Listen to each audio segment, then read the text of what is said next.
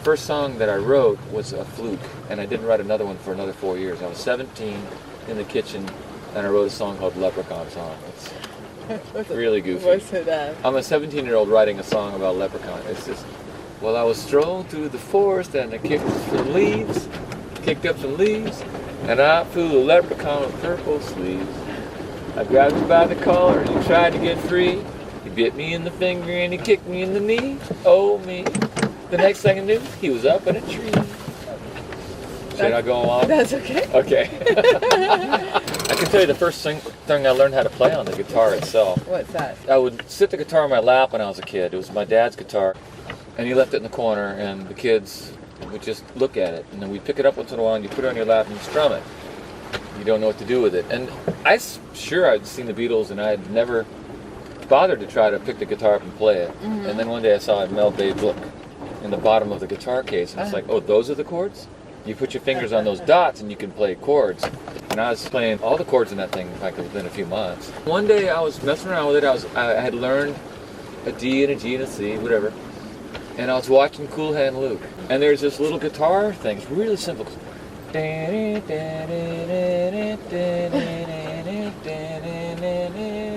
I'm like going.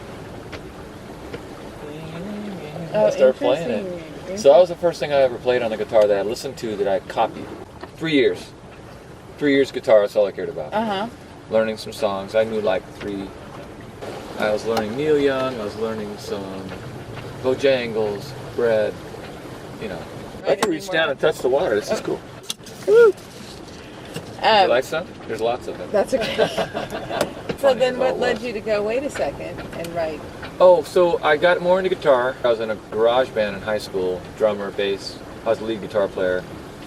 And I didn't sing. I was just, all I cared about was the guitar. So I got really good with picking up stuff off records.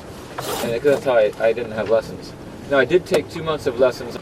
Mike Williams taught me some theory, enough that I understood, okay, what's a triad and what is a scale. But I didn't want to learn jazz chords over and over again. and I didn't really understand it. And I was like, dude, it's 2 months in. I said, could I learn a song? And he goes, oh, all right. So he wrote out in picture form of chord shapes, which is something I could relate to, Blackbird. But I was really enthusiastic about it, and I was so happy that he taught me something cool like that. And it's a song that beginners can pull off and sound pretty good. Yeah. And so I went home, and in a week I had it nailed. I came back into the lesson. He's like, "You learned that thing." I said, "I did. Thank you for teaching me a song." And then I quit.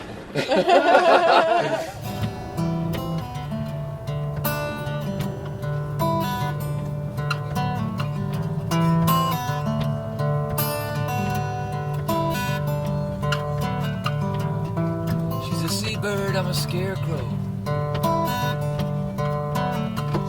She came to rest upon my elbow. She flies fast, I watch the corn grow. She come back, well damned if I know. Damned if I know.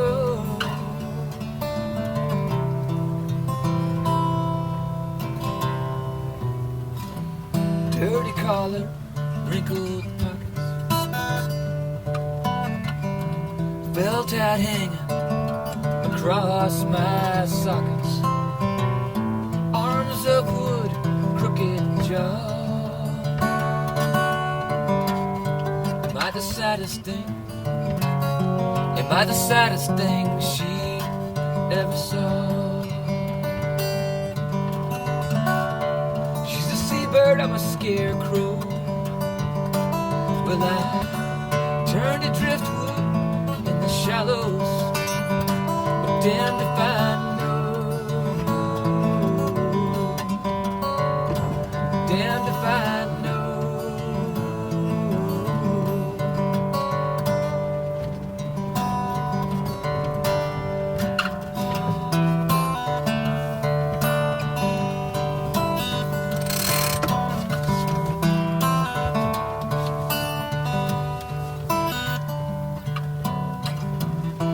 Could I go beyond the barbed wire?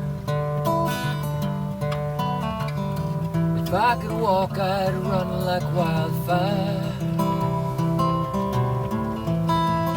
beaches to the boats, where she dives,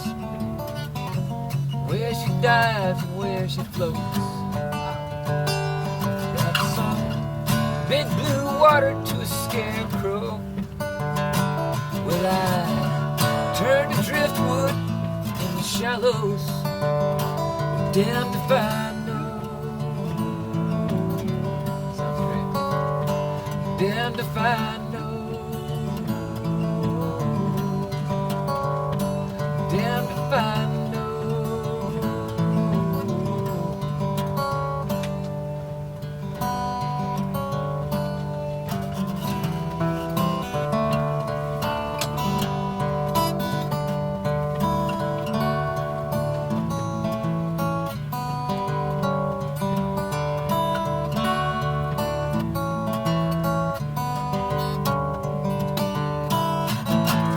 I chase off a flock of thieves, one lone robber ain't afraid of me.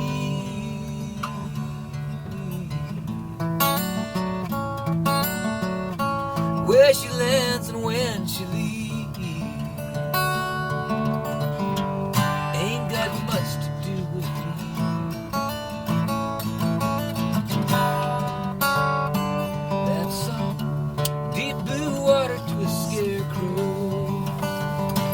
Well, I turned to driftwood in the shallows, but damned if I know.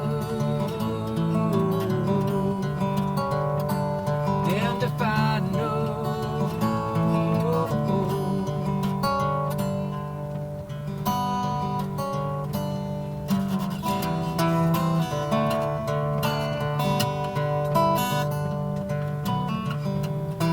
She's a seabird, I'm a scarecrow. She came to rest upon my elbow.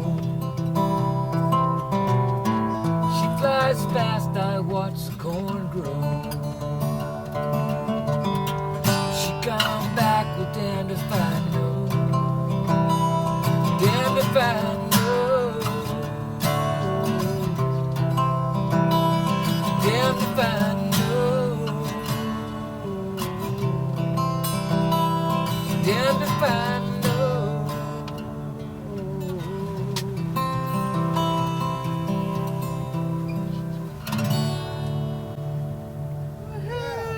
It's a good sea song. Yeah. Birds and boats in it.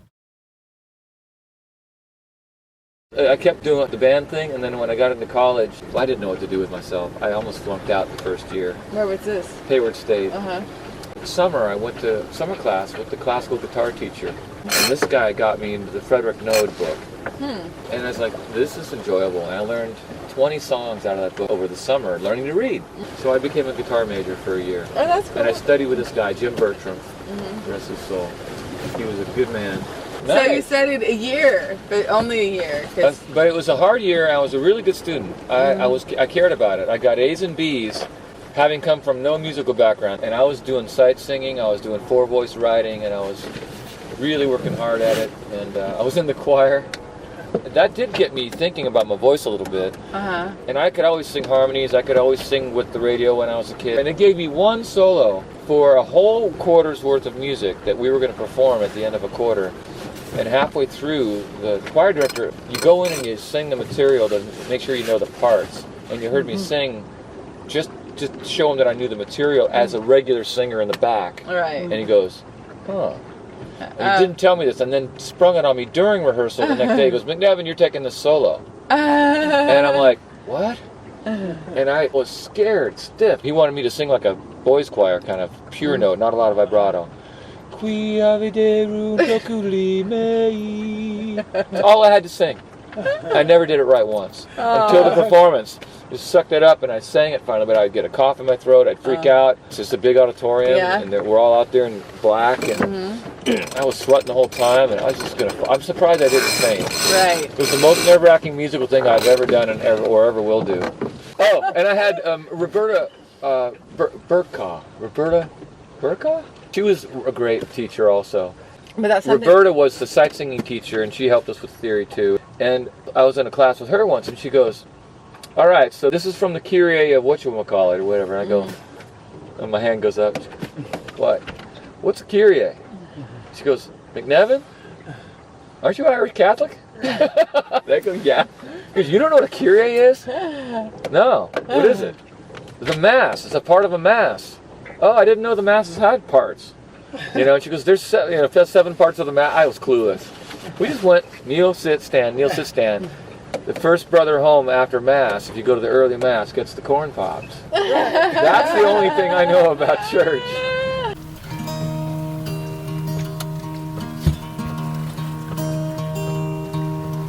Rooster tail of sawdust settles on the bank. She sets a square and skill saw down on a stack of redwood planks. 2 shoes appear, and then a tray of sandwiches and sodas. He says, "Are you hungry yet?" She says, "I think I met my quota." Tucks her pencil back behind her ear, takes a swallow, rubs her shin. We'll have a dock by dinner time and take the dinghy for a spin.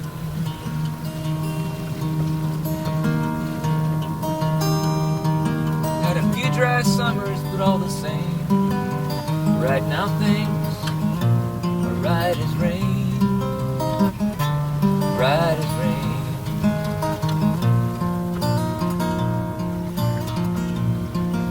From underneath the tarp, dusty boat, no sails, no mast. It ain't Noah's Ark. 2 benches, stem to stern, a 12-foot raft. It's watertight, the oars they dip, and they pull them towards the tule shoots. Mosquitoes draw the rainbows out, the shadows of the alder roots. Below the surface, watchful eyes see the bottom of the boat arrive. A crust of bread soaks and sinks, but come out, babies, don't be shy.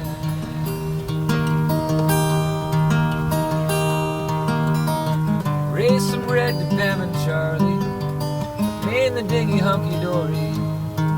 Had a few dry summers, but all the same, right now things are right as rain, right as rain,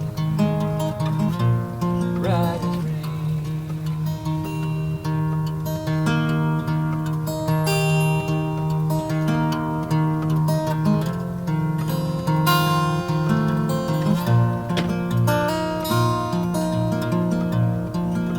A bump of water disappears, that's a big one swimming by.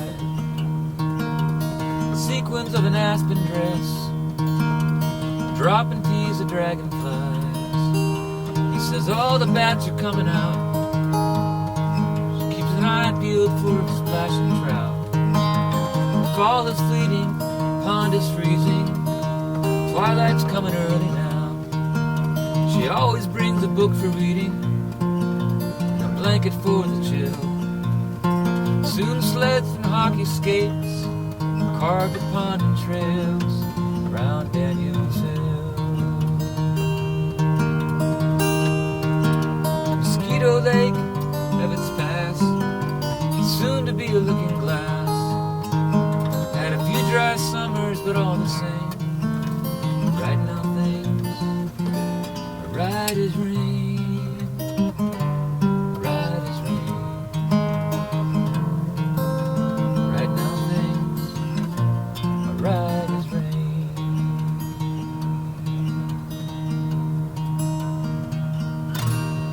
Hey. We're way over. Wow, we are way. Neat. This is really cool. It's getting sideways.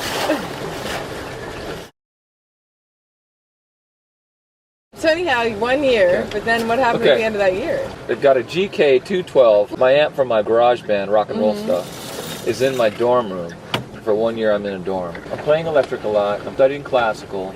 And one day, one of the main guys is down there, and they're setting up the cafeteria with a stage and seating. And I walked by and I'm going, what's going on in here? And the guy goes, we're having a talent show. I go, for who? Who's playing? Anybody. What do you mean anybody? I live here. You want to play in it? I said, is there room to play? Can I play in the talent show? And he goes, yeah. And I don't think I'd even sang for my parents yet. Oh, wow. You know, I was very shy about that. And he goes, yeah, you can be in it. So what do I do? He goes, well, go get your stuff. Can I play the electric? Yeah. Can I play the acoustic? Yep. Okay. So I went upstairs, dragged down this gigantic amp down the stairs, and I brought it up on stage, and I did what my version of a Van Halen solo was. So it was a morph of Michael Schenker and Van Halen, of me playing every lick that I know, right? And doing that, and there's 200 people. It was the real deal. It was the first experience playing in front of a live audience, and it was insanely awesome. It was so gratifying. And then so I did that, and then I sat down on the stool, got my acoustic, and played "Wish You Were Here." Oh my goodness! And the place went nuts. And I was like, "Oh, I'm hooked. This is it. This is it. If this is what performing is, and I can do that, then I can probably go on from there." And then the following year, I knew that I wasn't going to be a classical guitarist. Yeah. I didn't have the chops. There's so many things that go into being really good at that. Otherwise, you're playing in a Mexican restaurant behind the fern, you know. About when I was studying classical was when I started playing the steel string a lot more. I got back to my Alvarez and started writing songs. I wrote my first song when I was 21, and I'll tell you how I know that. Because the opening line of the first song I ever wrote, serious song, besides the leprechaun thing, was, I'm 21 and I've just begun to see.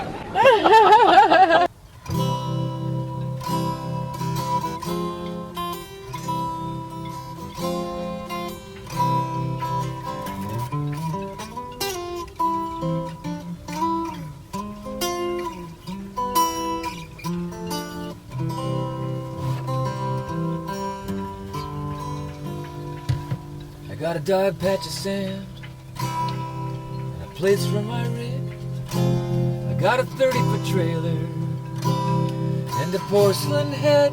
I got a Joshua tree and a 10 by 12 shed. You take the queen and I'll take the sofa bed. Come visit sometime. Come visit sometime. Aluminum Oasis, if you don't mind the drive.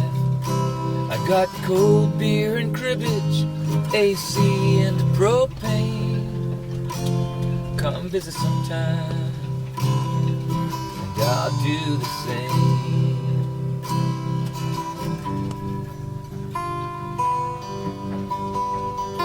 You can fry an egg on 15. It's a money mirage. To the motels and tow trucks and the Barstow garage. Too hot for a hammock, I'd rather get out of Dodge. You're a shade tree mechanic, you got a room in your yard. Come visit sometime, come visit sometime. I'll tune up your caddy, won't cost you a dime. If it rains cats and dogs, honey, I won't complain. Come visit sometime, and I'll do the same.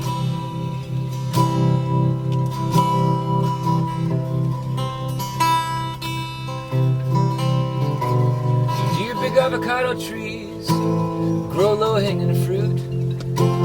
Do they shade the hot side of the house? Lucky you. Your old Spartan trailer sit under them too. Would it bother the neighbors? Are there jobs I could do? Does your faucet pour water from the Hetchetchy Dam? Could the grass there be greener? Picture this if you can. With your rose-colored glasses, oh dear Polly Ann. See yourself loving Yosemite Sam.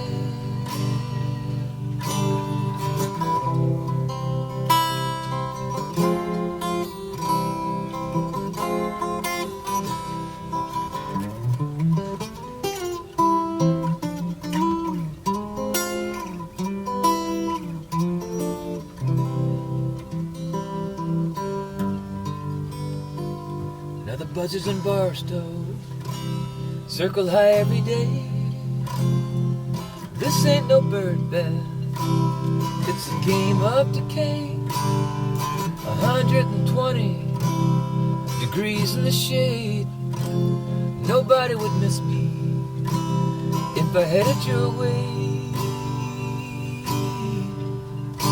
Or come visit sometime, come visit sometime. J. Paul Getty built beauties, and this one's all mine. I got cold beer and cribbage, AC and propane. Come visit sometime, and I'll do the same. Come visit sometime, and I'll do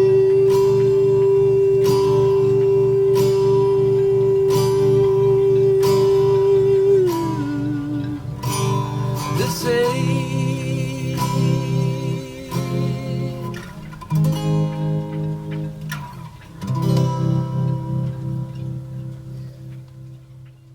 Woohoo.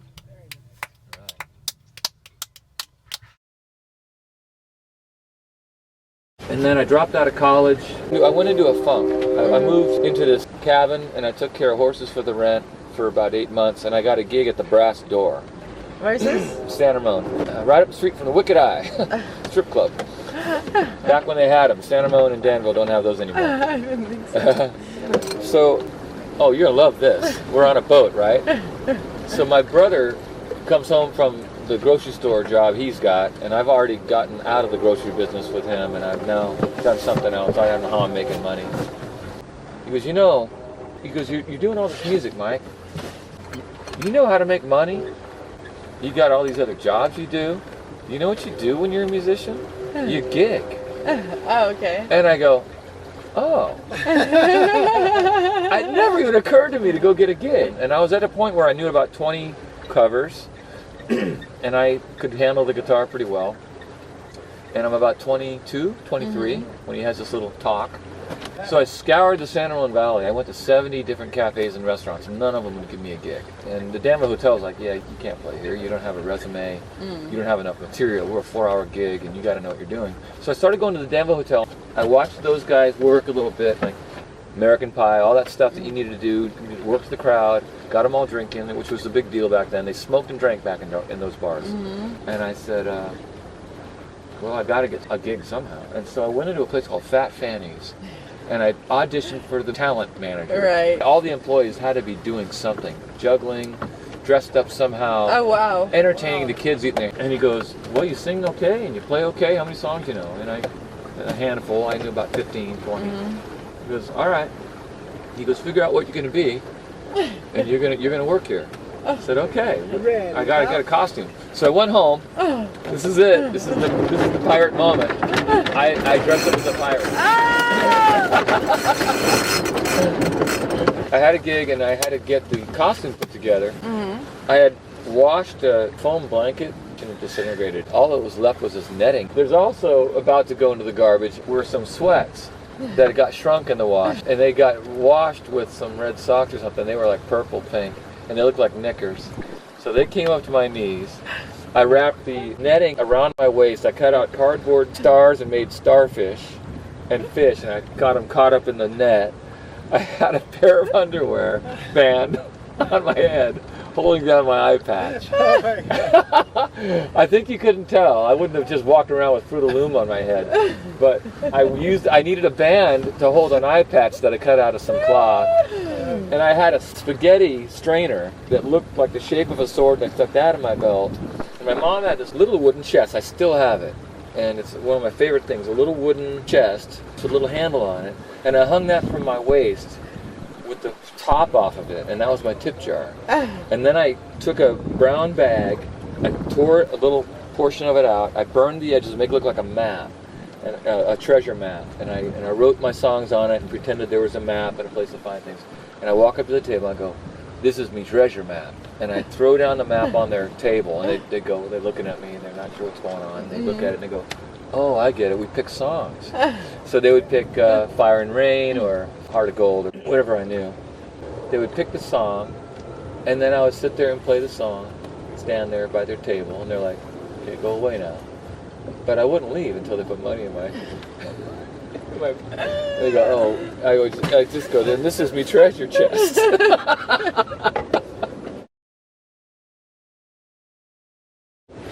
So then I got the gig at Barstow. I went from knowing 20 songs to about 250.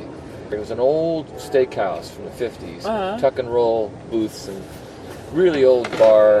And Danny Basso was the owner, and he said, all right, we don't have music here, but we're thinking about doing something to help the bar business. We want people to leave the steak area, the prime rib, and then come into the bar, and you could be playing. And he goes, okay, $65 a night, Thursday, Friday, Saturday. And then it was a 4-hour gig, and I couldn't just keep repeating. So I learned really fast. I went to the music stores, just back when you had to buy the music. I'd buy, Rod Stewart Moving Pictures, some good songs on there. Learn a lot of songs that they want to hear. And an older crowd, I was learning Elvis, Irving Berlin. During the week, I'd learn them, practice them, play them on the weekend, and within a week or two, I would have 5 or 10 new songs memorized. I played this place for 8 months. Wow. Every weekend for 4 hours a night. 3 nights a week for 8 months. That's an apprenticeship. And it was my hand. I ended up with tendonitis. I had to quit guitar for a year. Oh, wow.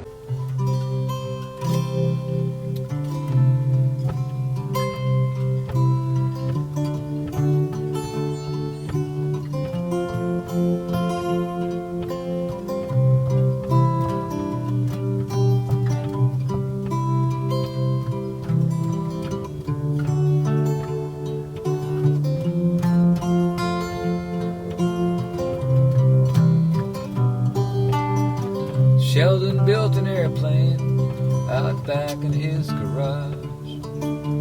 Took him all of 13 years. Heathkit wings and fuselage. Sometimes parts were hard to find or too much to afford. But he stayed with it, bolts and rivets. Now he's on his way to deliver more. Dream in pieces, all tied down. His backyard baby on a flatbed truck. What's tied down must go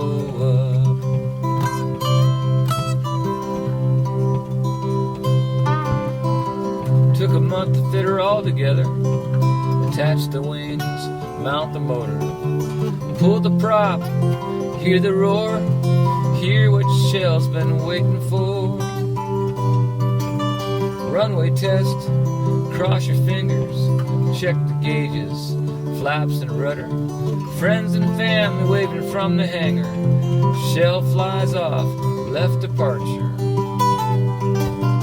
2-seat wonder and 2 thumbs up, a dream in pieces in the air. Look at Sheldon's airplane, way up there.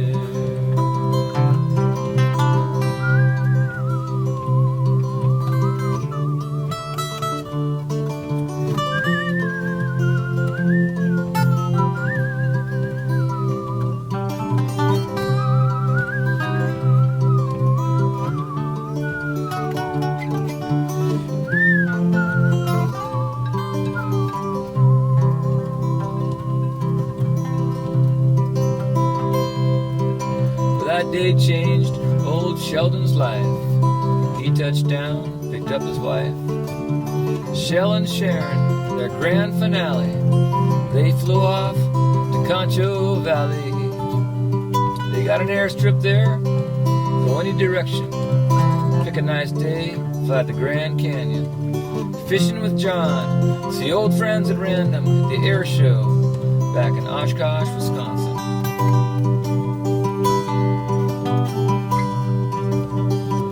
Stay the night, sleep under the wing. Wouldn't trade this for anything. Sunrise comes, take off again. Hear that big light combing sing. 2-seat wonder and 2 thumbs up, a dream in pieces in the air.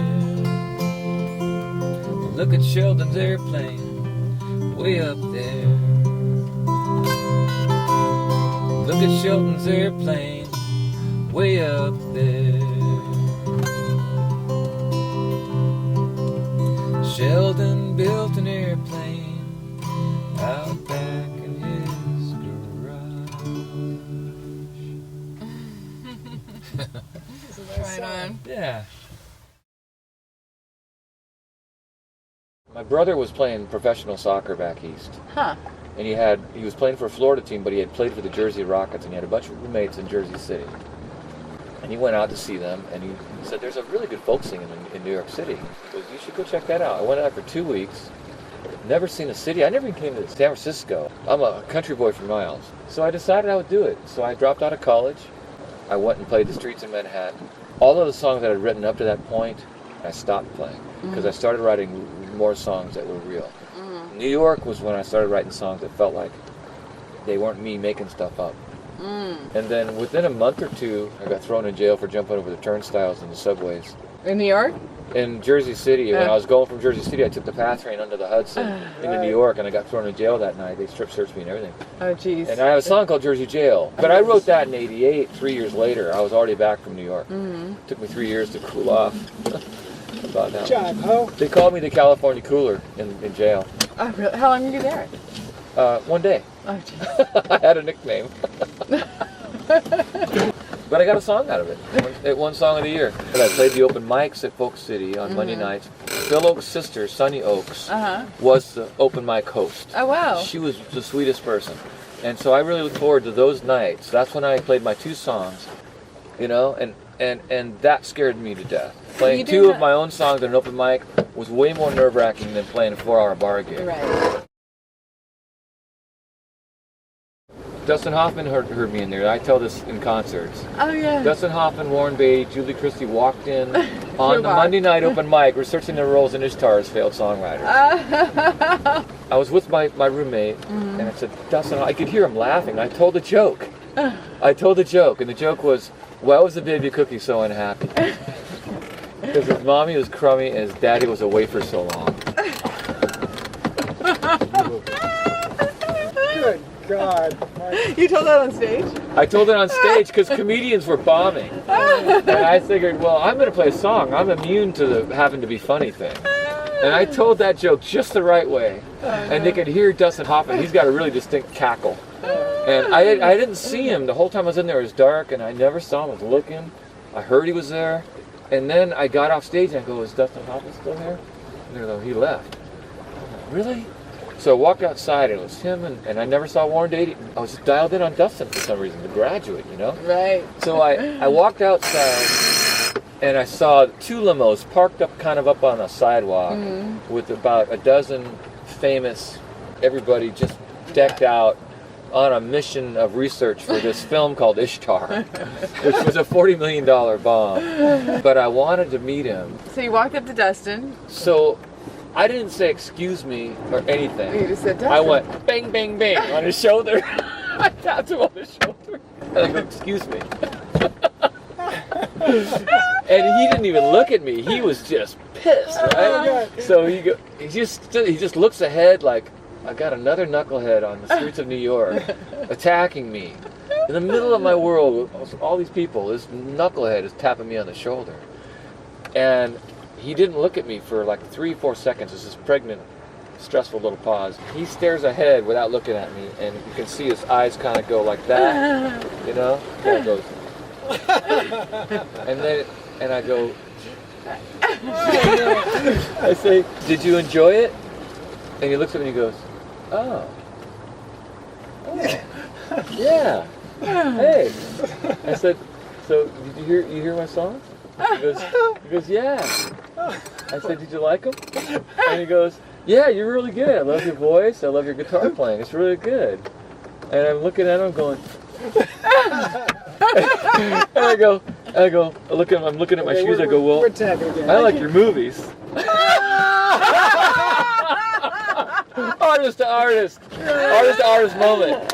And he goes, and I look up and I go, so you really like the songs? He goes, yeah, I did. I really did. I go, well, that's really cool. And I go, oh, I gotta go now.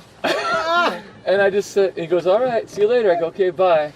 And I walked away, just so full of joy and pride that Dustin Hoffman even talked to me, and then he didn't have me arrested. That was also good.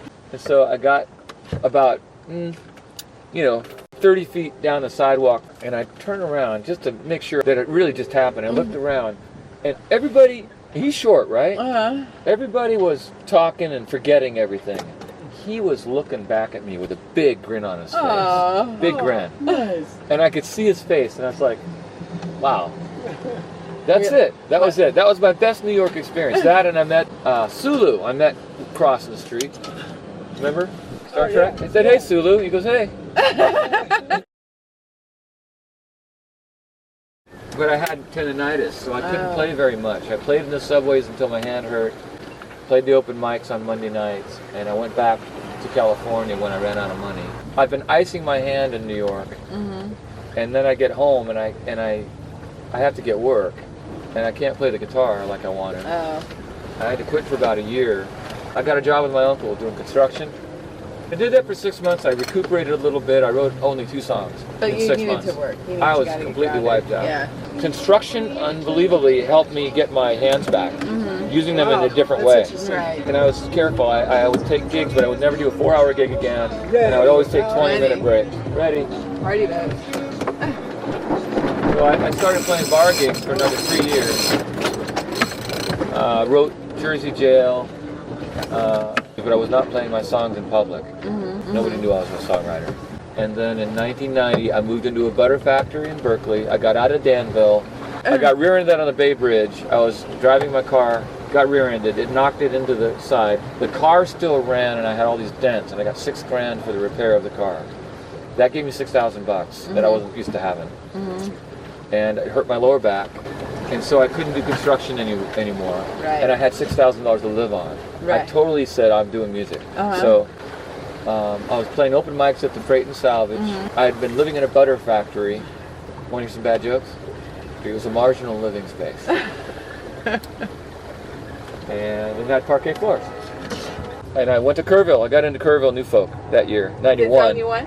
I lost in 91, but the Austin Chronicle wrote my song up. What was it? Jersey Jail. Oh, That's what got me in. That's what got me in. So me getting thrown in jail in 85, writing the song in 88, and then getting into a thing in 91. That song kind of for 6 years did a little bit of this and a little bit of that. A woman who's now 91, she turned 91 in April, Katie Rasmussen. I want to give a little shout out to her.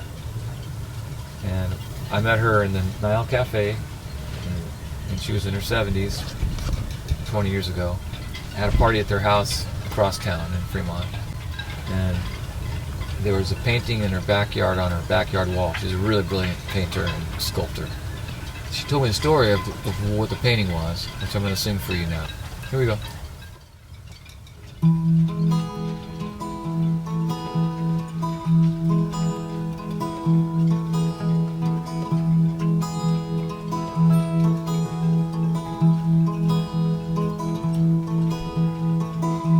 They called me Grusha. I was a Russian circus bear. I'm on my way back to Siberia. Yes, I am. I'm gonna pedal there. Taught me how to dance and ride. 3 shows every night. They turned their backs, and off I rode on my trusty circus bike.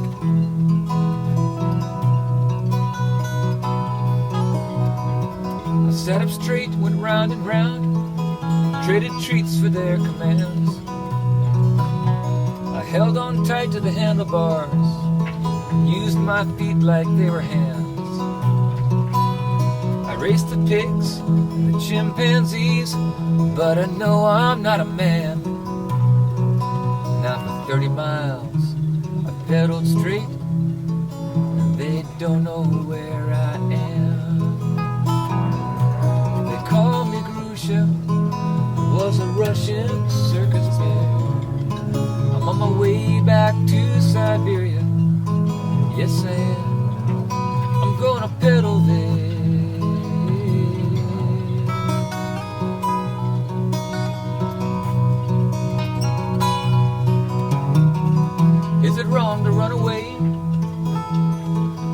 how a bear behaves. Ride through lanes of quiet neighborhoods in a silly gown and a silly hood. Then make the clothes and dress me up. I can't help how I look. Now if they don't recognize me, good. I'm gonna pedal right into the woods. They called me Grusha. I was a Russian circus bear. I'm on my way back to Siberia. Yes, I am. I'm gonna pedal there.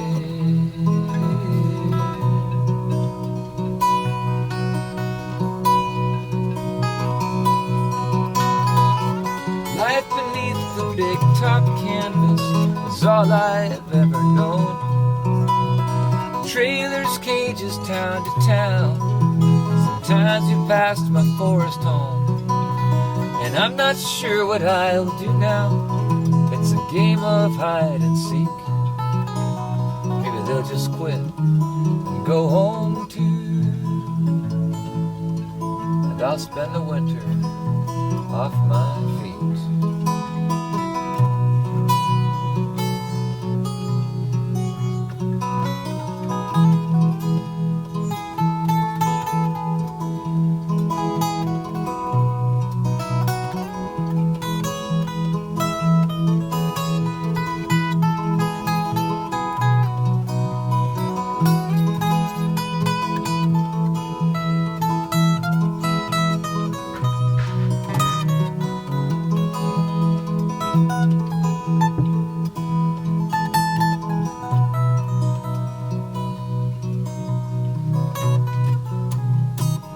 Now I'm on a country path, full of apple trees and farms.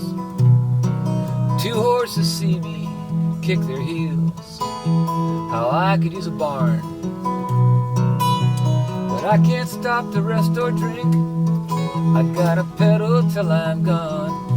I do not know how close I am, but I smell the trees, it won't be long. Call me Grusha. I was a Russian circus bear. I'm on my way back to Siberia. Yes, I am. I'm gonna pedal there.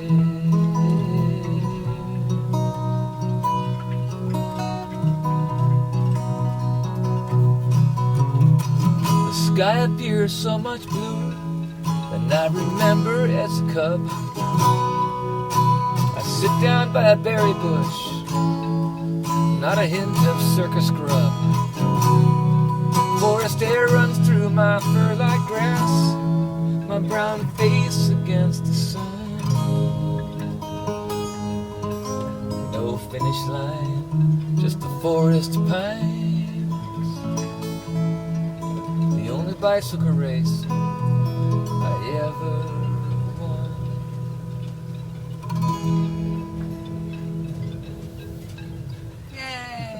Thank you, Kwame.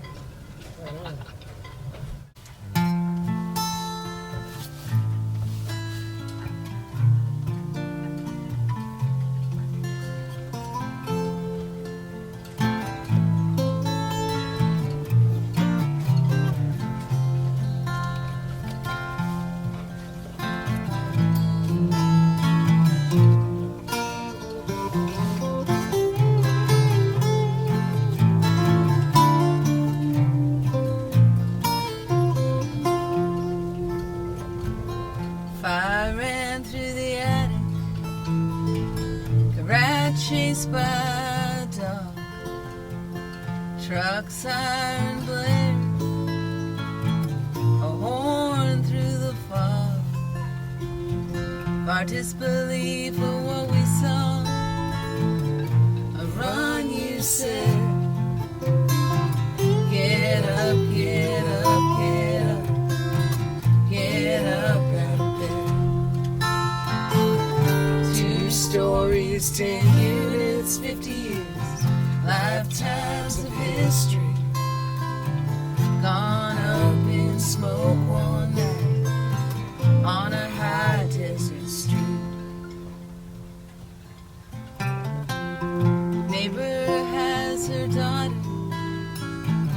grabbed a guitar and the cat.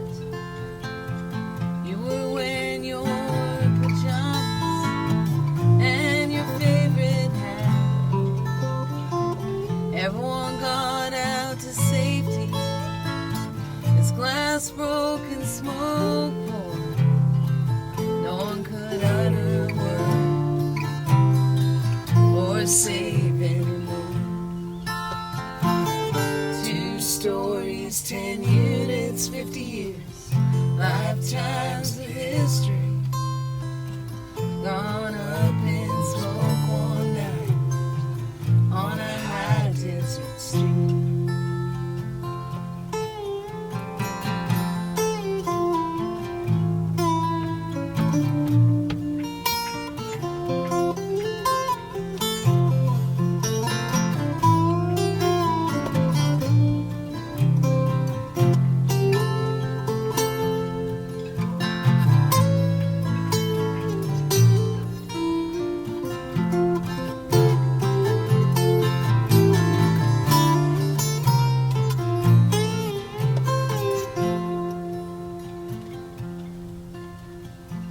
Now we're staying on the other side of town.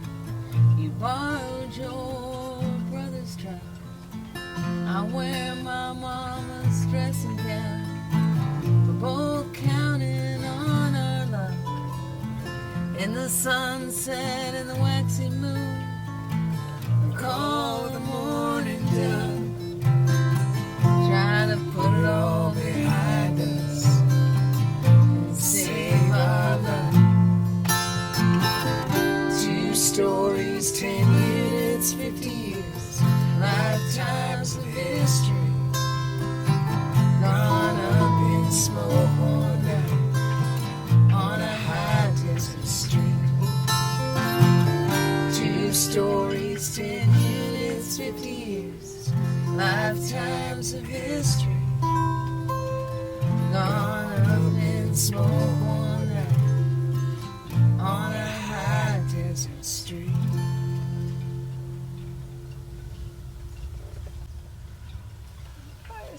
Yay! Yay! Cool. Excellent. Through with patty cake. Mary Mac, dressed in black, silver buttons up and down her back. How to know? Yeah, she told. She broke a needle, now she can't sew. Walking the dog.